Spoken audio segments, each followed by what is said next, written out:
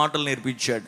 నన్ను వ్యతిరేకించిన వారు మేము కలిసి ఒక హోటల్లో భోజనం చేస్తున్నప్పుడు ప్రభు నాకు జ్ఞాపకం చేసిన ఒక మాట ఏంటి తెలుసా? నా శత్రువులు ఎదుట నీవు నాకు భోజనపు బల్ల సిద్ధపరిచే దేవుడు. దేవుడు అన్నాడు, భోజనం బల్ల కావాలా? అయితే శత్రువు కూడా ఉండాలన్నాడు దేవుడు. హల్లెలూయా చెప్పండి. దేవుడు మంచి భోజనం పెట్టి ఎవరైతే నన్ను తృణీకరించారో వారి మధ్యలో వారికి నాయకుడుగా దేవుడు నన్ను ఎన్నుకున్నాడు. తర్వాత 2 సంవత్సరాలు వివాహమైంది, పిల్లలు లేరు మాకు. డాక్టర్ అన్నారు, పుట్టరు, మీకు పుట్టరు, జీవితంలో పిల్లలు పుట్టరు అని చెప్పాడు డాక్టరు. కానీ నేను విశ్వసించింది దేవుణ్ణి.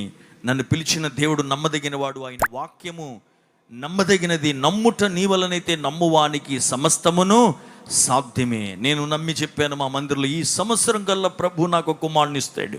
శూన్యములో కలిగించగలిగిన దేవుడు, ఏమంటే మృతమైపోయిన గర్భంలోంచి తీసుకురాగలిగిన దేవునికి నా విషయమే పెద్ద గొప్ప ఏం కాదు, ప్రభు చేస్తాడు. వాడి పేరు ఏలియా అని చెప్పాను.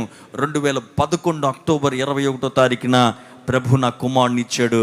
మొన్న వాడికి 14 సంవత్సరాల వయసు. చేతులెత్తి హల్లెలూయా చెప్పండి.